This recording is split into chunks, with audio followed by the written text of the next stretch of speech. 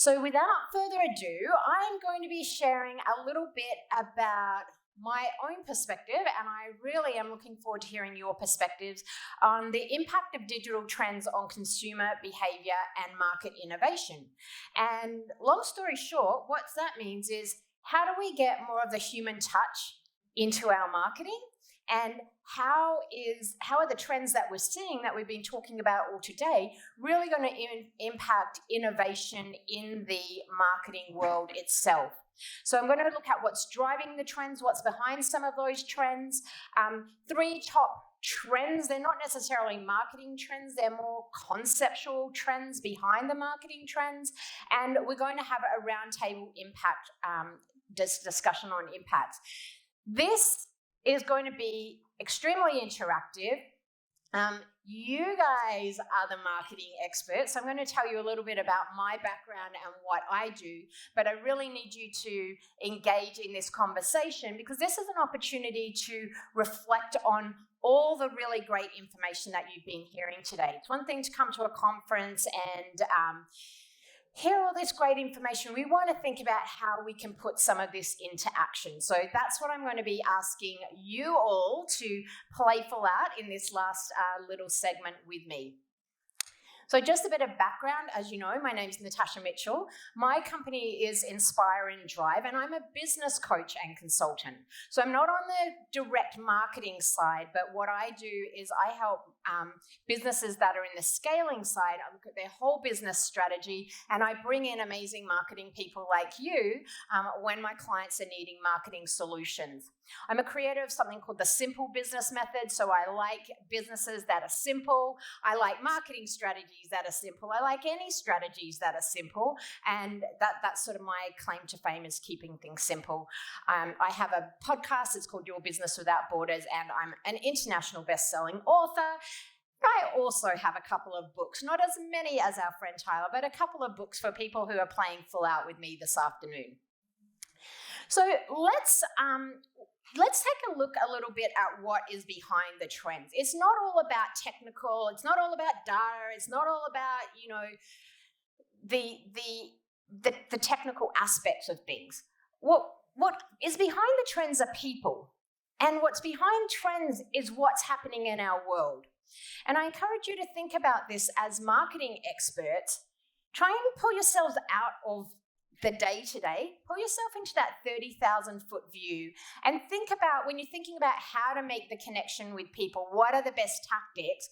I want you to think about some of these things that are behind, behind the trends, many that we've seen today, and I'll be talking about some of those trends that we have seen as a bit of a wrap-up in the conversation. So behind these trends are behavioural and societal trends and changing demographics. Tyler just spoke about, what our up-and-coming generation is looking for. They love TikTok, they love small bites, they love video, they love this, they love that. So that is very important. And also our societal attitudes about things. We're going to be talking about things like, a bit of climate change and ethical consumerism and things like that. These world views are really what's impacting your marketing and the strategies that come out of marketing. The political and economic conditions always play a big factor. We've seen that over the pandemic with wars and climate and other unrest, unfortunately, in the world. Technical innovation, things like AI, huge data collection. Our panel talked about that and different methods, and also things like financial innovation. So the impacts of things like cryptocurrencies and different payment and collections and different funding sources. They can impact. I'm really looking at this from the perspective of the businesses that you all serve. These things really impact the businesses you serve, and the sort of things you have to set up in your marketing to support businesses in accommodating all of those things. So our number one trend, which should be no surprise, is virtual and remote is here to stay, but we're looking for more of a personal connection. We've heard that multiple times today. You're all here today looking for a personal connection, so this is a big one. So along with that trend, again, I'm sort of reiterating some of what the marketing specialists here have talked about. Video is really going to be a cornerstone of this human connection. Just it's not about sort of a one-way dialogue anymore. It's about engaging. It's about getting people into the conversation, and video is a great way to do that. When you start bringing in video, if any of you are doing video for your clients, the whole piece about digital storytelling becomes really important. Jacqueline gave some really good examples this morning with all of her L'Oreal and Vichy. You know, they were a lot of stories that were going in there. And as marketers, there's a bit of a skill set development to develop there if you don't already have that. It's not just about, it's like, oh, well, we're now doing video and isn't that great? Video is a skill set, right? So I just encourage you to also think about that from the perspective of what skills and people do you need in your own businesses to keep up with these trends, right? And to really serve your clients in the best way.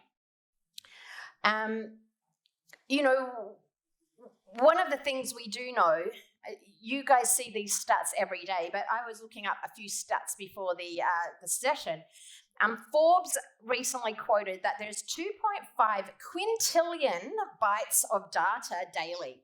I don't even know what quintillion looks like, but it looks like a lot of zeros. So standing out in that marketplace becomes much harder. So this whole video, digital storytelling, pattern interrupt, capture attention, you know, it becomes more and more important. But as I say, on the flip side of this is we're really craving that human connection, right? So really finding that way to start having that dialogue and engagement. I felt like Tyler gave some very nice examples of, you know, the video to start with, and then touch points where they can reach out and have a conversation. Or even when we look at our social media, like our Instagrams and TikTok, the ability to be able to engage in a conversation when people put content out there. This is all about the human connection. We are still seeing, again, we're 2.5 quintillion data bytes, gigabytes. We're seeing that email marketing is still a strong platform for social media, for digital marketing. And not just, I forget who it was, someone over here was talking about email, not just the boring old, let me just spam you with a million different emails. No, these need to be interesting, engaging, visual, video in them. So using all of these tactics that we've been talking about today within your email, segmenting your audiences, trying to use the data that the team were talking about to say, what is this table, you know, number 13 interested in? Where are they going? What are they looking for? You know, what's table 20 doing? Where are they going? Who are they? So email is a great source. I don't have to tell you this. Again, I'm not quite sure who mentioned it. There's been so many nuggets today, but you know, you don't own Facebook, you don't own Instagram, you don't own TikTok. If they want to shut you down, or if they want to charge you $1 million to have access to that data, you're at their mercy. So we all know that having an email list is a strong and viable solution, and something that we should be considering as part of ours and our clients' marketing platforms. Before I move on to next, I just want to talk about the digital storytelling. I just want to give a little example. One of the examples around that I really enjoyed was the Olympic campaigns. They didn't just say, watch the Olympics. No, they have the Road to Gold campaign. I was crying at every ad that came on. It was really heartwarming, and you wanted to then follow that Olympian and see what was happening. You wanted to see if they overcame the big barrier. So just think about, again, that digital storytelling is a real art. And again, as a business consultant, I'm interested to know who's in your organization, who has that skill set, or how are you developing some of those skill sets. Now, along with all of this, you know, bigger data out there and tons of information, people are also getting more and more concerned about privacy of their data and how you access them. And again, there's going to be some great sessions tomorrow which will go into more of those conversations about the impact of iOS and the tracking and all of those things. But privacy and data access is becoming a big something very much to watch. And and this is why the email and other sources are so powerful, because when data becomes very expensive, it becomes difficult for businesses at all levels to compete, right? Unless you're a big company that has already tracked that data versus a solopreneur who has an amazing product, they're never going to be able to compete on a data basis. If they can't track their clients' behavior because it's being more expensive, they're going to have to find other unique ways to do that. And that will become more of this influencer marketing, building the connection with people, your email and those kinds of tactics will really help. So I know you're all thinking about those big data concerns right now as well. And the last interesting stat that came out as I was looking at this, and it's interesting to hear about the panel when they were talking about channels that are not online in a traditional way, billboards, bus stop shelters, a banner somewhere, a train, something on a train. One of the ones that's potentially overlooked, and again, it's a bit of this pattern interrupt, breaking through the noise a little bit, is direct mail. And I was interested to see Jacqueline this morning. They basically had a flyer campaign that they were working, and then they translated that into an online campaign as well. But direct mail is an interesting one. And a stat from Canada Post, good old Canada Post, they surveyed people and they said 92% of, I don't know how many people they surveyed. This is a data, is like, where does it come from and who provided that data and what's the data behind that data? But 92% of the people they surveyed read direct mail and 71% shared it. And I just want to give you a little bit of context of this. This doesn't actually necessarily mean that you have to send 50,000 flyers out in the mail. I just want to, an interesting tactic that I have heard through one of my masterminds is that when you're going after a big client, so if some of your clients have big clients that have multi-million-dollar opportunities for them, it's not just about sending them a piece of mail, it's about sending them a creative piece of mail. Is it a mega gift box? Is it, you control people on social media super easily. What are they like doing? Is it, I've donated to a charity, you like the RSPCA, the dogs, looking after the dogs and animals. I've donated $50,000 to your charity. No obligation. I just wanted to let you know I've been following you. I like it. That's one way you can do that. Another way are things like physical solutions, sending an iPad or a laptop. When someone opens it up, it's like, hey, I know Sana here. So, hey, Sana, really nice to meet you. I've got this amazing new product. I've been looking at your business. Let me just give you a walkthrough and show you how I think this would relate to your website and some areas where I think you can improve. So these direct mail pieces can be very creative and unique. And I know we've got a lot of creative people. So I just want you to think about, like when I say direct mail, I say, no, I think about they're more tangible pieces of information.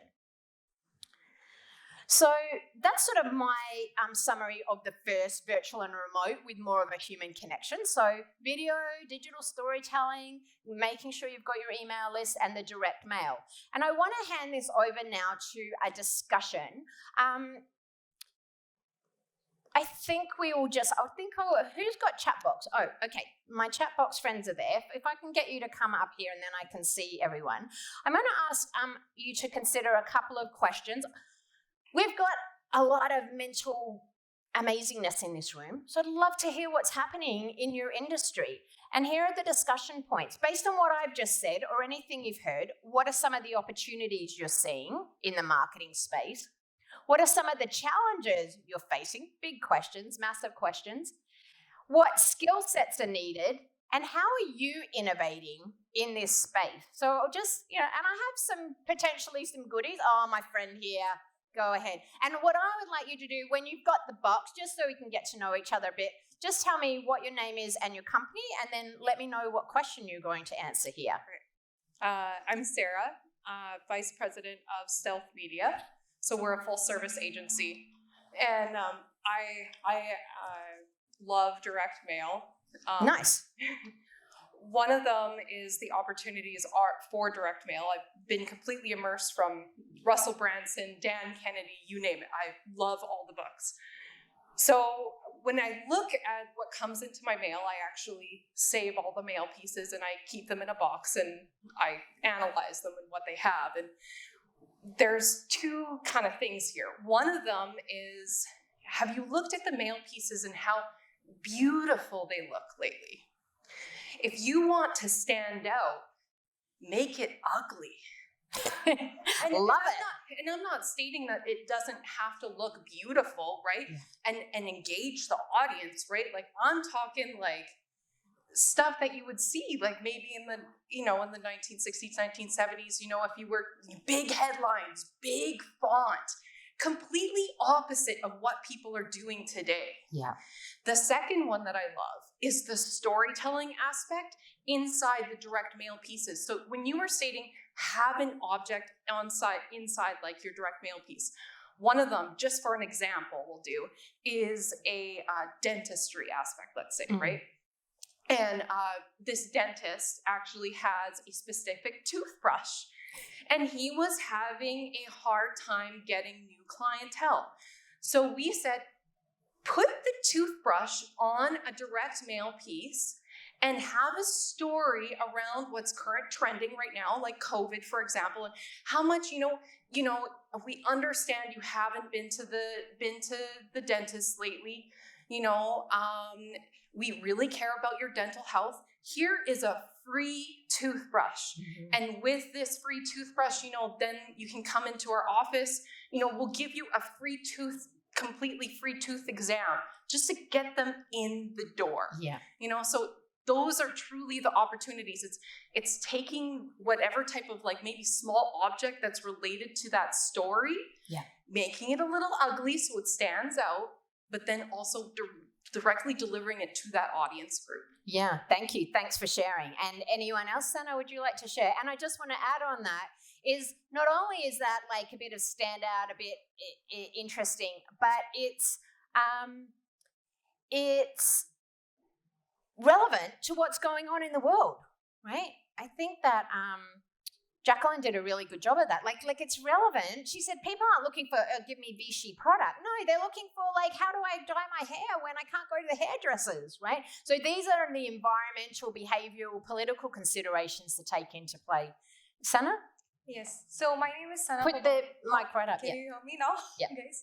Okay. So my name is Sana Bhavani. I work for a non-profit organization where I try to help small businesses come online. In this digital world where we say digital marketing, we are so focused on social media, but we forget some traditional methods. And these small businesses and their consumers are not that much online. So when it comes to mail and everything, it just provides them special touch. Like, oh, this person is like, it's much more easy platform for them to really understand about the services they're providing or any product. So I think mail really helps us in a way. And even there are like so many audiences, which is elder audiences, they prefer email marketing. That's what I have seen so far. And I think these two should not be missed out. Rather than just focusing on the social media part. However, people are changing. People do come on Facebook and all that. But for small businesses, I think email marketing and mail is working so well. So I think there's a lot of opportunity, especially for these kind of businesses. Yeah, thank you. Thanks for your input. Anyone else like to share? I'm just going to go with my lady here in the stripy top. My challenge is working for the federal government. There's so many guidelines and rules around that we tend to, when we talk about advertising. Can you just tip the mic up a bit? Yeah. we tend to panic when we think of advertising in the government because there's always a gotcha moment. So that's one of the challenges we face as a government organization, is how best to spend the money, because ultimately we're responsible to everyone. Yeah, exactly. So I mean, that's a real challenge, when there are budgetary and very public watchdogs over what you're spending. But again, there's many ways to do it, right? So it doesn't necessarily have to cost a lot. It might be more of the email and more of the video storytelling. My friend in the green? Thank you. Am I audible? Yep. Okay. Hi. So my question is contrary to what the lady said. I've had a very terrible experience with direct mail as a consumer, not as a marketer. So most of the direct mail that I get, we are living in Canada, so it's all real estate. Yeah. I don't even have a house, and I'm getting mails to sell the house, which I don't even own. Right. I'm curious, how has direct mail improved in terms of data segmentation? And because if everybody's simply buying third-party data from the post office, how do you make better segmenting decisions when it comes to direct mail? Yeah, exactly. So I just want to reiterate, I'm not the marketing expert in the room. You guys are. And it's really funny that of all of the things I've just said, everyone's like, right, totally latched onto direct mail. So it's obviously hitting a chord with you. I think it's a great conversation to continue. So I want to get through the other. I think it's a great conversation to continue amongst yourselves. I would say this, though. There's a difference between I just send you the Loblaws flyer and, you junk mail versus targeted and segmented and very specific. Sarah kind of mentioned the toothbrush, right? That was a dentist, or people that go to that dentist already. It's not just like some random old dentist sent you a toothbrush, right? So I think it's just really interesting. That's the one that everyone's like, oh, wait a minute, direct mail, how are we using that? I still think it needs to be targeted. I mean, sometimes you're just going to use the old flyer technique, but I think the more targeted, and I'm talking about particularly for high ticket, like really high ticket, if you want to get in the front of Jeff Bezos, you might need to do something interesting, right? He's not going to see that email. So I just want to kind of provide it as another perspective. I'm going to move on to the second challenge. Sarah, I'm going to give you the book. You have to come up and get it because I don't have long legs like Tyler to get up and down off the stairs. You're welcome. Thank you. And thank you, everyone. You've still got a chance to win another nice book. So trend 2 is prioritizing the customer experience. And again, we've already heard some of this. Consumers want to feel special and like someone cares. And that's really the foundation of everything that you're doing in marketing. This is not about what's the best technique I have and how can I help my client. No, it's about me, Natasha. You're sending me a piece of information. How do I feel special by having that piece of information? So this is more about the personalization and, just some of the big names. Shopify is really putting an emphasis on the whole customer experience. And they said that 73% of consumers say that the customer experience has an impact on purchasing. I think Tyler gave like a really good example of that when he showed, instead of call the salesperson now, view this product demo. He said that it means that 3/4 of shoppers would likely not buy from a store or online if they have a poor experience. So thinking about that whole end-to-end customer journey with you, every touch point you have, how can you improve that customer experience?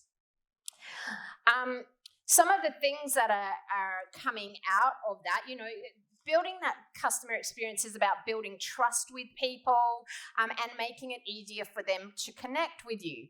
And I'm just sharing a few tidbits that have come across my plate. And as I mainly work with small business owners, so I'm seeing this. One of the trends that's emerging out of this is that there's a shift away a little bit from loyalty points kind of programs. So once upon a time, it's like, oh yeah, I've got like 5,000 Air Canada points. Well, you can't do anything with those. You can't fly anywhere. You need 5 million to fly anywhere. So there is a bit of a shift away from that loyalty points and steep discounting. There is a bit more of a trend towards membership type of opportunities where you're bringing people into a community and they're getting lots of value. I'm not a crypto expert, but I'm just going to give you an example that you might know. You know, the whole concept of NFTs, they sell, it's not just selling a coin, they're selling a little piece of artwork or something valuable, but those NFTs have behind them, oh, if you've got this NFT, you can come to this amazing experience and you can get access to this learning and you can get a this and you can get a that. So it's creating this kind of community aspect. Is very important because people are really craving this connection and feeling like they're part of something, right? They want to feel a bit more part of something. And again, you know, moving away sort of from just steep discounting to get people on board. When you've got a strong customer experience, when people feel part of a community, when you're giving them things that they are really looking for, you know, like they want free shipping and free returns. Companies that offer that in particular in retail are going to beat out the people that make that difficult to do that. So really thinking about what's important for the customer. Again, not what you want to sell, what's important for the customer. So again, just treat customers like people, value add versus discounting, membership models, and prioritize personalized experiences, making it easy for customers to interact with you. So here's the discussion, and these are going to be fast because we've got one more trend and we're getting to our time. So I'd love to hear from someone who hasn't spoken. How are you customizing experience? Or what value adds do customers want? Or how are you creating community? My friend at the back there. Chat box. I don't know if I can catch, I'll be honest. Hi there, I'm Sarah. I'm from a company called Start.ca. We're an internet company in Ontario, and so we're coming at it from a brand experience. Of all things, I'm really happy to hear that this is a trend but on the flip side, as a marketer, I'm not, because that's our differentiator. One is that we're able to provide internet service with a smile. We'll actually answer the phone. So that's our differentiator and how we push it. So through the pandemic, we've noticed that has it's changed across everything. It became very personalized, and so we launched an app that you can self-diagnose your problem. You don't have to call us. People don't want to have to sit on the phone. But to that point, so that's where, that's how we customize our experience. We answer the phone, we respond 24/7, and you're not calling somewhere else, you're calling straight down the street. But being able to provide technology elements from a technology company like that app, we are able to make it easier for people who don't want to have to talk to someone and don't want to have that interaction with the brand. They want to self-serve. So. Yeah, love it. Self-serve. People want to do self-serve. They're busy. They don't want to be on hold for like 3 hours. So love it. Thank you. Anyone else on that one? My friend over here.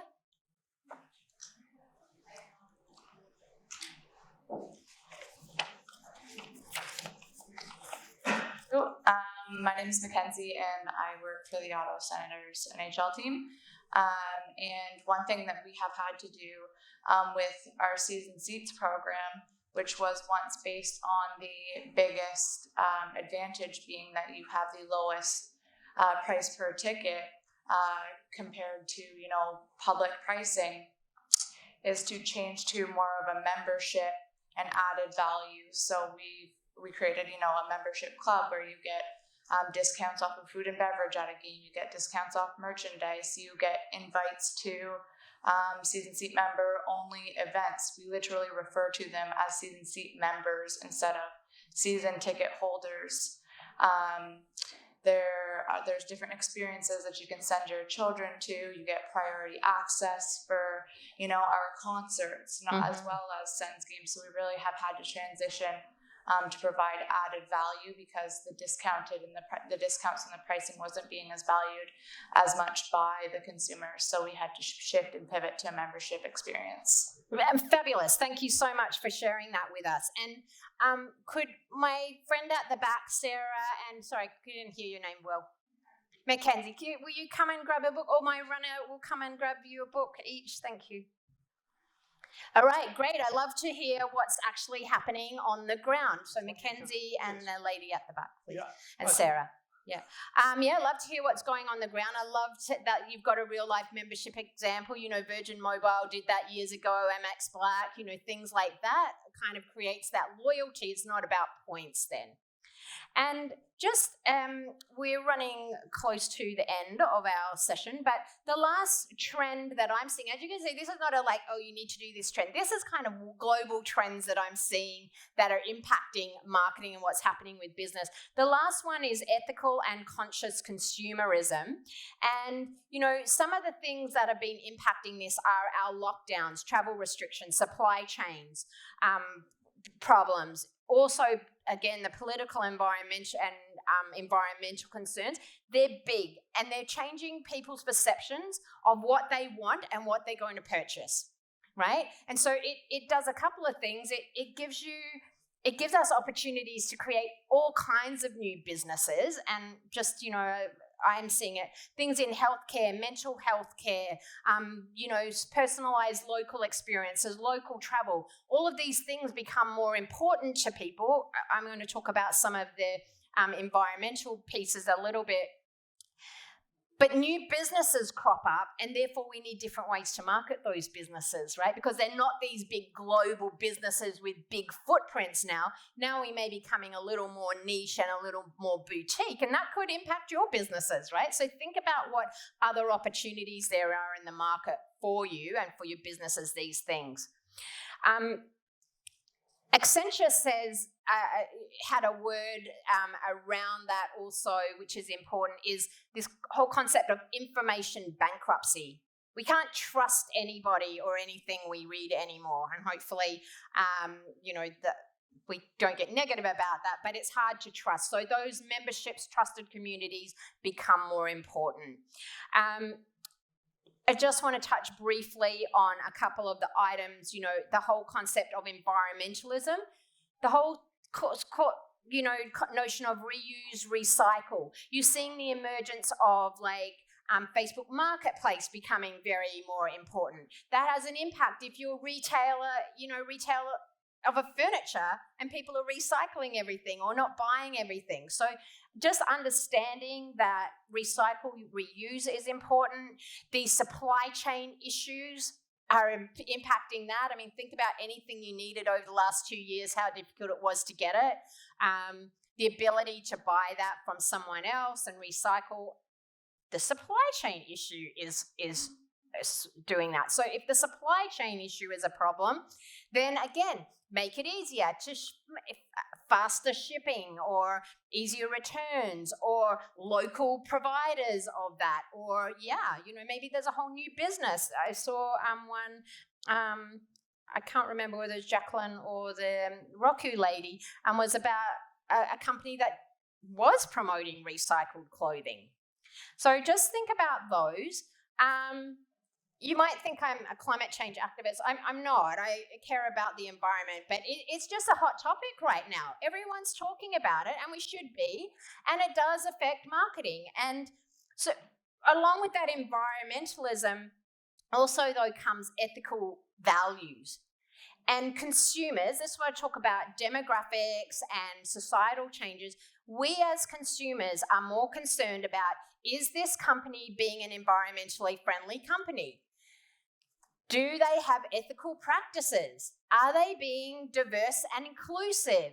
We need to think about this all around, because that affects your messaging and that affects how you tell that story and how you get out to people. So,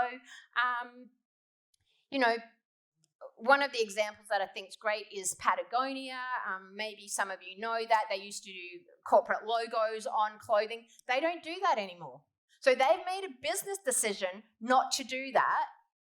They still have to market their product and sell their product to companies so they can tell that story in a different way. It's like, hey, we know you care about the environment and recycling and lack of waste, and so we're not doing that anymore.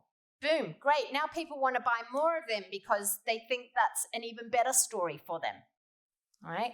So just think about that. And, you know, more things as say like buy local, do local. And the last thing around that kind of ethical piece is not only that people care about it, but they want their brands to be able to speak to that. So they definitely do want to know at the point of purchase questions they have about that. Like, well, you know, where are your products produced? Who's producing them? How much are you paying for them? Is it environmentally friendly? So think about that in the storytelling and that point of purchase. How can you give the customer experience and answer those questions for your customers? So as we move through that, just in the last couple of minutes, I'd love to hear from my brilliant friends, which is a show I like a lot. My brilliant friends out there, you know, what changes have you noticed in buying behavior? How are you communicating client values and building trust with your customers?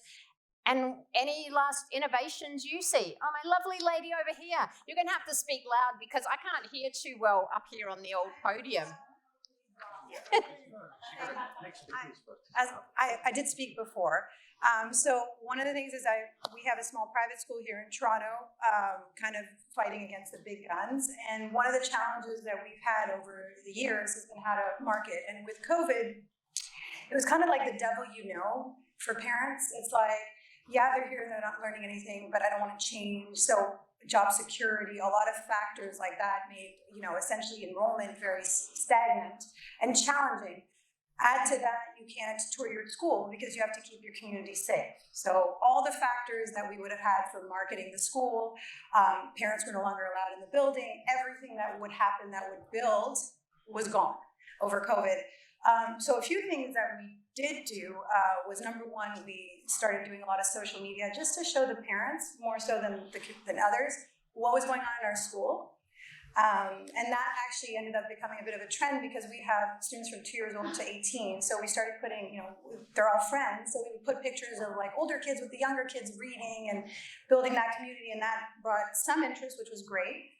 And then the other factor that I noticed over the last, I would say, 6 months is everybody's in this digital world and they're very lonely. So what I started doing is anytime somebody would say, you know, please send me some information about your school, I would get my admissions colleague to call. And that's been it's a lot more time consuming, but we have found that the minute we call somebody and there's that human being on the other side, that suddenly parents were very interested in learning more, and then suddenly it'd be like an hour conversation, my child this, my child that. And that would bring them in for a tour, an open house, which we do, you know. Nice. And so it kind of reignited some things. Yeah. So enrollment obviously stayed a bit more stagnant, but I was still able to enroll, I would say, about 70% of new enrollment rates, with the challenges of COVID, where it's quite hard. But the human touch, I think, is what it's been missing, because we're all doing marketing, but then on the other side of it, when you get to that last point, it is hard to talk to. I shop at the Bay.